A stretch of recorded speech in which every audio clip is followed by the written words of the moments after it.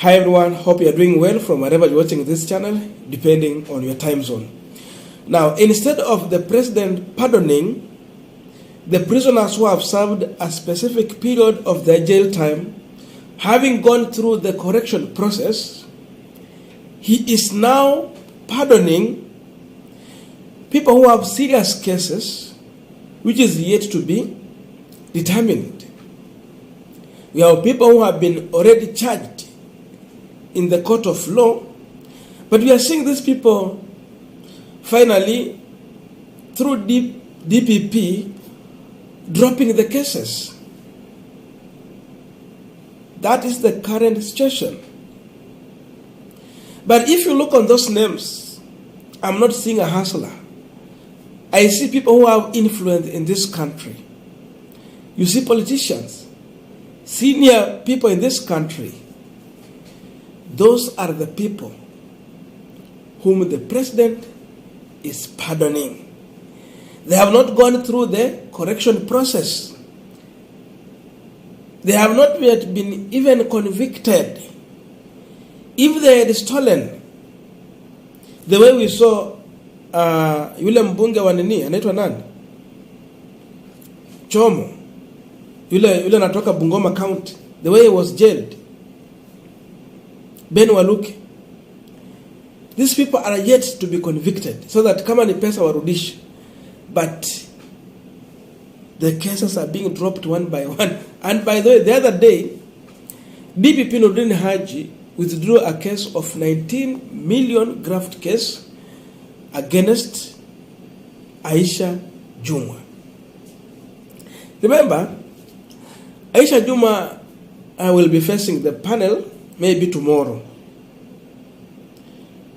And now, as we are talking now, Juma and her aide, George Okuto, some time back, they were charged with the murder of Michael Ngumbao, Jola, in chaos that erupted at Ganda Ward by election in October 15th, 2019. Wale watu wanakumbuka. She was charged with her aide, George. But as we are talking now, the family of the deceased is now preferring to settle this matter out of the court. Kusema ukweli, maskini hana lake. Saa zingine njaa inaweza kukufanya ukaenda kuomba mahali chakula kwenye labda waliulia baba yako. Maskini hana lake. If you follow this issue, you will find that the family has been coerced. There is a possibility they have been pushed to drop this murder case against Aisha Jumwa. The big reason Aisha Jumwa is soon going to face the panel, because now they have to vet Aisha Jumwa, and they will talk about the issues that she has already been mentioned. The way we have seen the CS nominee for treasurer has been struggling to answer questions here. The man who has really struggled a lot is the one. So Jumwa is trying to clear her path so that once she will go and face this panel, she will say that I was not the one who murdered. And of course, at one point, I know she had turned into a witness. And now she will say that the family has preferred to settle this issue out of the court. Reason being that she is not the primary, she's not the, is it primary or principal? I think she's not the principal offender of that murder case.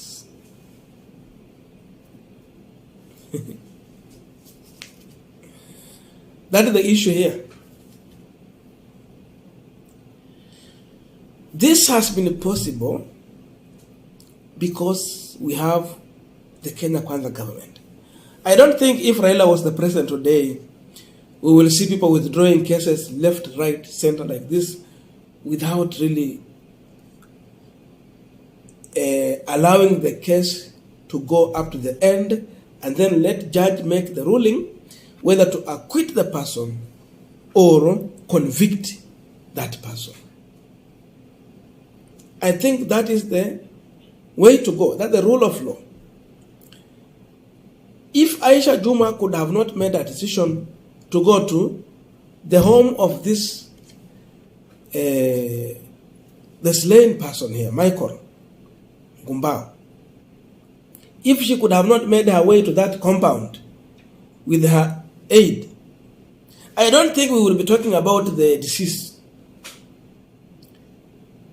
And this was just an election for an MCA. We will not be talking about death, but someone died. This is a serious issue. I don't think if it's easy, even in the family, you kill your brother, and then your parents goes in the court to say that let us settle the issue at home. And then the court just allow it to go like that. My friend, murder case is serious. It can take even 5 years. But it is taken so much serious. Because now the offender can now, once you are charged, you learn a lesson. But now if they allow you to go escort-free, it means you can extend this practice somewhere else. So if Aisha Jumwa will become a CS, then she get bodyguard, security. It means she can order, once she got angry with you, she ordered the security to shoot you. But now, another poor man here is the aide, Mr. Geoffrey Okuto. So Geoffrey Okuto now is going to face this issue alone. That's why sometimes, even if you are an officer, there are orders, if you are being given, you should think twice before you do that, especially when it involves executing someone's life. In fact, at first place, you see, she took a U-turn and she was against her aide after giving an order to, according to allegations. Not sure. Sidhani kama yule jamaa angetoa tu and fire and shoot someone bila kuambiwa. Unaweza kuwa na uwezekano aliambiwa. So right now is going to face this case up to the end, na itabidi akufie tu case hivyo. Because Kenya Kwanza government need Aisha Jumwa, seemingly like they do not have other people who have qualifications, she has to be acquitted, come and serve in this government. Hii serikali ni serikali ambayo inaanza na watu ambao wanakisia kuwa wamemwaga damu.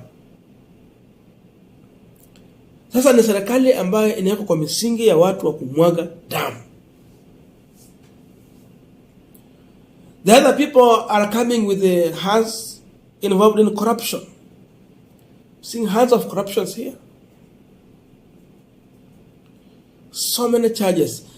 Other people are coming in with the questionable character of even rape case. Yes, the former Senator Linturi alikuwa na rape case. It was dropped. We were yet to be told if really involved in that issue or not. Because the only way to know the truth is through the judge. Let the judge make the decision. So today, this family has not received justice. If Aisha Jumwa had not walked into that home, people will have their father. Their son will be there. Unfortunately, he is no more. They have no option but to coerce. Because they have been coerced, they have to accept, because Aisha Jumwa has to become a CS. And so, that is the current situation of this country. Are we heading to the right direction? Was there no more women in Kilifi County or Mombasa region or Coast region? Was Aisha Jumwa the only person?